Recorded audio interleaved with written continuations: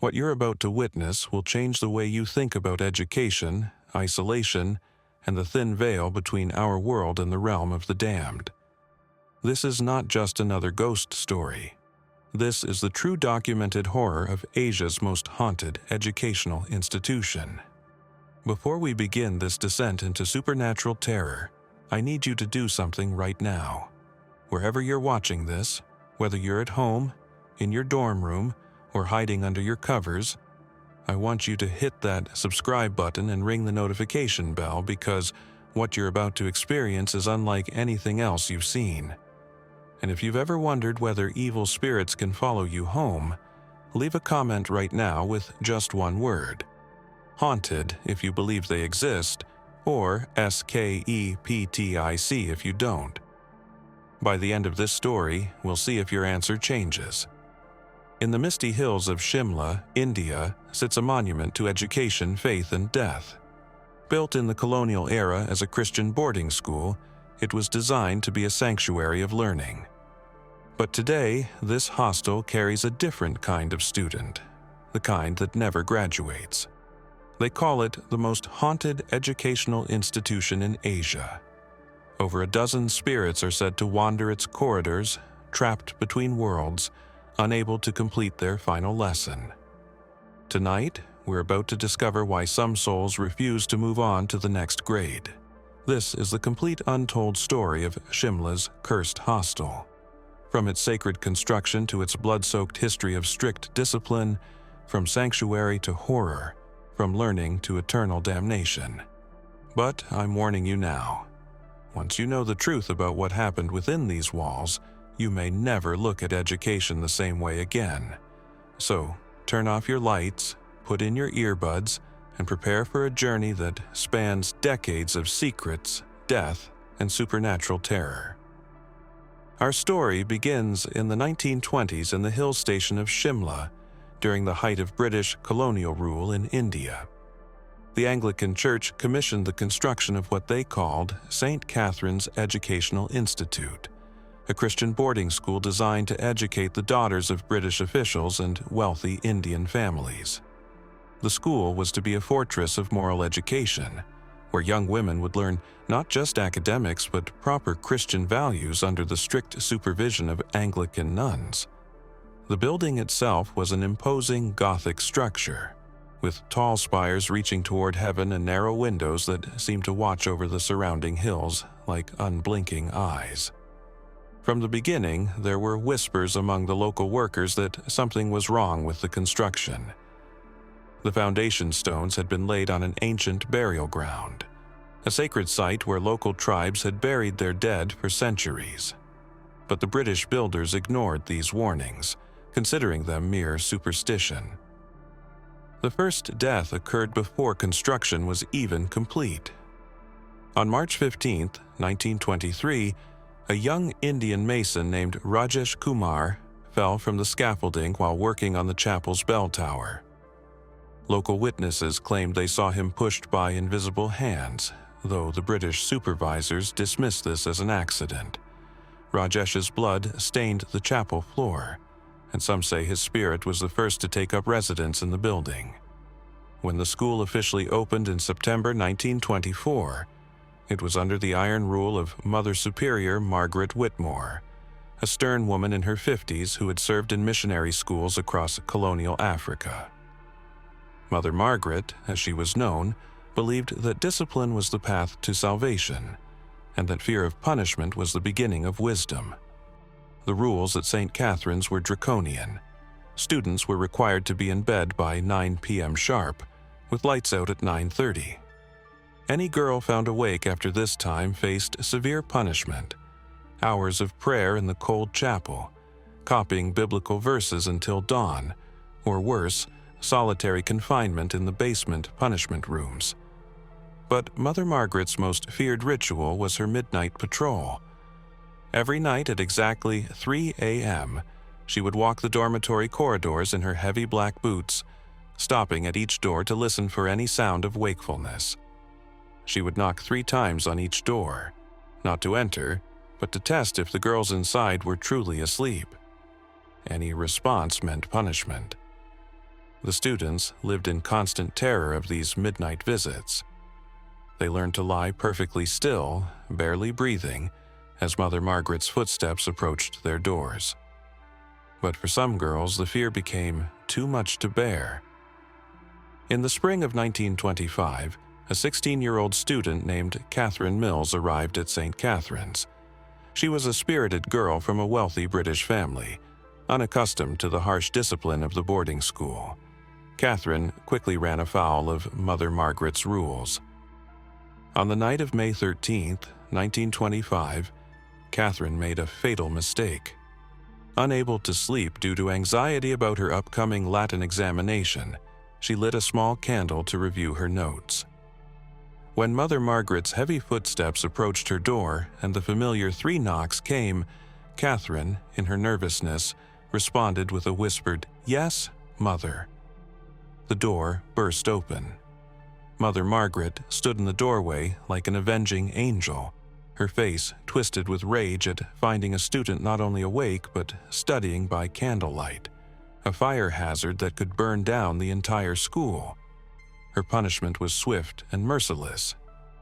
Catherine was dragged to the basement punishment cell, a tiny stone chamber barely large enough for one person to lie down. The walls wept with moisture, and the air was thick with the smell of mold and despair. Mother Margaret locked the heavy wooden door and left Catherine in absolute darkness. For 3 days, Catherine remained in that cell. Food was passed through a small slot once a day, a piece of stale bread and a cup of water. On the 3rd night, other students reported hearing Catherine's muffled screams echoing through the building's heating vents. But by morning, the screaming had stopped. When Mother Margaret opened the cell door on the 4th morning, she found Catherine Mills dead. The official cause of death was listed as pneumonia, brought on by exposure to cold and dampness. But the other students knew the truth. Catherine had died of terror, her young heart stopping from sheer fright in that horrible darkness. Catherine Mills was buried in the school's small cemetery, marked only with a simple stone cross. But her death was just the beginning of Mother Margaret's reign of terror. Over the next 5 years, 3 more students died under mysterious circumstances. Mary Thompson, age 17, was found dead in her bed after a night of particularly harsh punishment. Elizabeth Crawford, age 15, died of what was officially ruled a heart attack during one of Mother Margaret's midnight inspections. And Sarah Williams, age 16, was discovered at the bottom of the chapel bell tower stairs, her neck broken, after reportedly being seen sleepwalking. But the students weren't the only victims of St. Catherine's dark atmosphere. In 1929, a young teacher named Miss Emily Hartford arrived to teach literature and poetry. She was horrified by Mother Margaret's brutal methods and began documenting the abuse in her private diary. Miss Hartford attempted to report Mother Margaret's methods to church authorities, but her letters were intercepted. One night, after being confronted by Mother Margaret about her meddling, Miss Hartford was found dead in the chapel, having apparently set herself on fire. Her last diary entry read, "The darkness in this place consumes everything it touches. May God forgive us all." The year 1930 marked a turning point in St. Catherine's dark history. Mother Margaret's brutality had reached legendary proportions among the students, but something began to change in the building itself. Students reported seeing figures in the corridors at night, girls in white nightgowns walking the halls, their faces pale and their eyes vacant. The first confirmed supernatural encounter occurred on October 31st, 1930, Halloween night. A new student named Victoria Ashworth was awakened at 3 a.m. by the sound of Mother Margaret's familiar footsteps. But when the 3 knocks came at her door, Victoria remained silent as she had been taught. The knocking continued, growing more insistent and violent. Bang, bang, bang. Victoria pressed her pillow over her head, trying to block out the sound. But then she heard something that made her blood freeze. Children's voices, crying and pleading in the corridor outside her door. Unable to contain her fear, Victoria cracked open her door. The hallway stretched before her, dimly lit by a few gas lamps. At the far end, she saw a figure in nun's robes. But this wasn't Mother Margaret. This nun appeared translucent, her face hidden in shadow. Around her stood 4 young girls in white nightgowns, their faces bearing the unmistakable marks of death. Victoria slammed her door shut and spent the rest of the night praying. But the haunting had begun in earnest. Over the following weeks, more students reported supernatural encounters. Doors would open and close by themselves. The chapel piano would play funeral hymns in the middle of the night with no one at the keys. Most disturbing of all were the reports of Mother Margaret's ghostly patrols continuing even during daylight hours. Students would hear her heavy footsteps in the corridors, followed by 3 measured knocks on doors. But when they looked, no one was there. The supernatural activity reached its peak on the night of May 13, 1931, exactly 6 years after Catherine Mill's death. A massive storm struck Shimla, and lightning set the school's chapel on fire. As students and staff fled the burning building, multiple witnesses reported seeing Mother Margaret standing in the chapel doorway, surrounded by flames but apparently unharmed.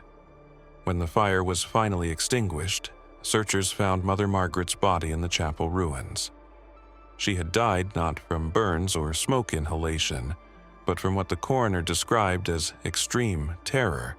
Her face was frozen in an expression of absolute horror, as if she had seen something so frightening it had literally scared her to death. St. Catherine's Educational Institute officially closed in 1932, but the building remained standing, slowly falling into decay.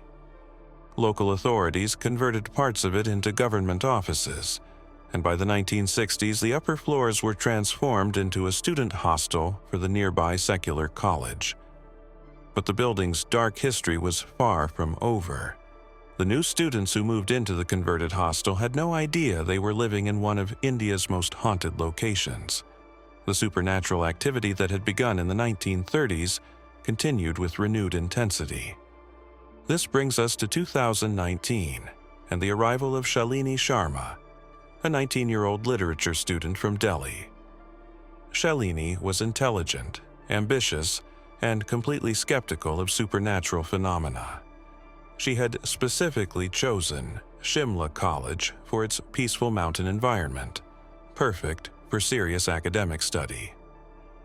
When Shalini first arrived at the hostel, she was assigned to room 23 on the 3rd floor, the same floor where Catherine Mills and the other students had died decades earlier.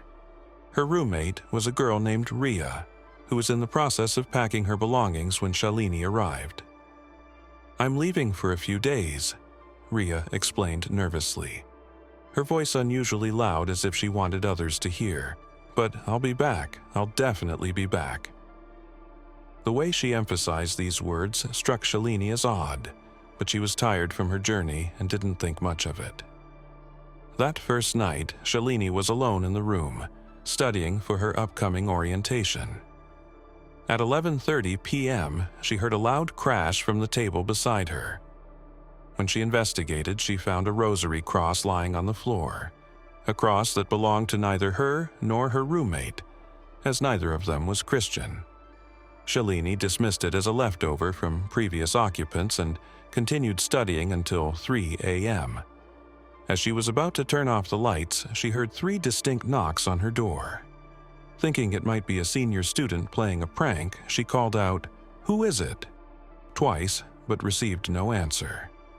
Curious and unafraid, Shalini opened the door. The hallway was empty, lit only by a single light at the far end. But she could see something that made her question her own eyes.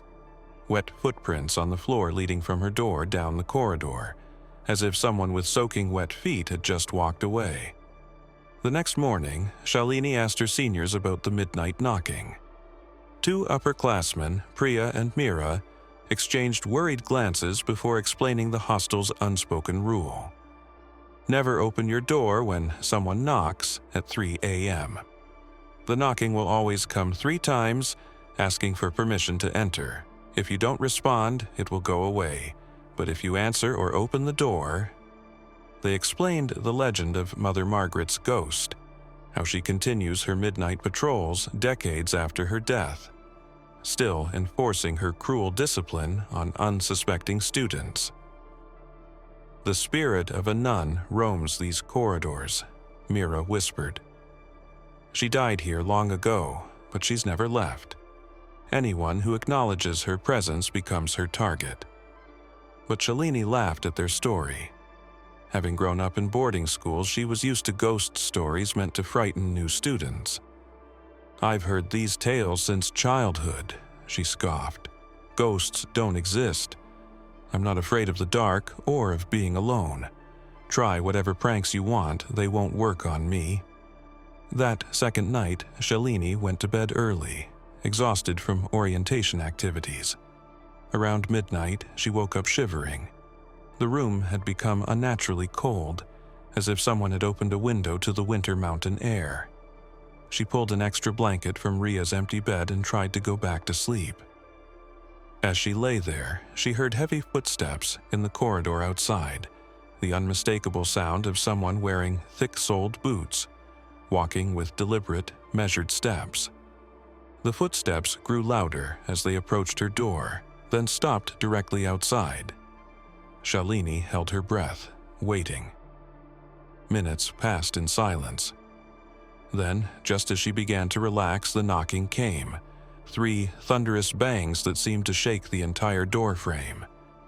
But this time the knocking was more aggressive, more demanding than the previous night. Shalini looked at her phone. 3 a.m. exactly, the same time as the previous night. Despite her skepticism, something primal in her brain screamed danger. But her stubborn curiosity overrode her fear. Tonight, I'm going to see who's really out there, she whispered to herself. She tried to turn on the room's main light, but it flickered twice and died, leaving her in darkness. Her phone's flashlight provided the only illumination as she approached the door. Taking a deep breath, she grasped the handle and yanked it open. The hallway stretched before her like a tunnel into hell. At the far end, beneath the solitary flickering light, stood a figure in nun's robes. The figure was tall and imposing, wearing the traditional black habit of an Anglican sister. But something was horribly wrong with its appearance. The robes seemed to move independently of any wind, and the face beneath the hood was lost in impenetrable shadow. The nun began walking toward her with mechanical, inhuman steps. Each footfall echoed like a gunshot in the narrow corridor. Shalini slammed the door shut and pressed her back against it, her heart hammering against her ribs. She could hear the footsteps approaching her door, getting closer and closer, until they stopped right outside. She could hear breathing on the other side of the door, slow, deliberate, like someone savoring the moment. Then came a sound that nearly stopped her heart, the doorknob slowly turning. Shalini grabbed the handle and held it tight, fighting against whatever force was trying to open the door from the outside. For several terrifying minutes, she engaged in this silent tug-of-war with an invisible presence. Then, suddenly, the pressure stopped. Thinking the entity had left, Shalini cracked the door open to look outside. The hallway was empty. She breathed a sigh of relief and turned around, only to find herself face to face with the nun, standing directly behind her inside the room. The nun's face was a horror beyond description. Her skin was the color of old parchment, stretched tight over sharp cheekbones. Her eyes were black holes that seemed to drain light from the room. When she smiled, her mouth revealed rows of teeth stained brown with decay. "You opened the door," the nun whispered in a voice like grinding glass. "Now you belong to me." Shalini screamed and bolted for the door. She ran through the corridors, her bare feet slapping against the cold floor. Behind her, she could hear the nun's heavy boots pursuing her, along with what sounded like children crying, the voices of long-dead students still trapped in this cursed place. In her panic, Shalini ran toward the only place that seemed like sanctuary, the old chapel that had been rebuilt after the 1931 fire. From outside, the chapel appeared abandoned and crumbling, its Gothic windows dark and broken.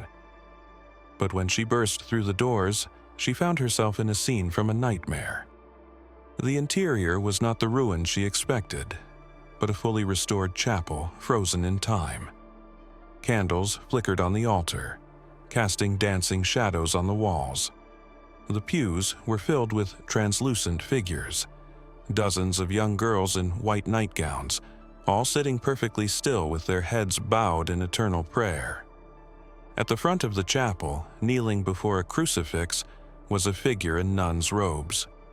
But this was not the terrifying entity that had been chasing her. This nun appeared younger, more human, and she was weeping as she prayed. Shalini approached carefully, hoping this spirit might be different, might help her escape the horror pursuing her. She reached out and touched the praying nun's shoulder. The figure turned around, and Shalini's heart stopped. It was the same nun, Mother Margaret, but her face was a vision of absolute terror. Her mouth was open in a silent scream, her eyes wide with the horror of whatever fate had befallen her in this chapel decades ago.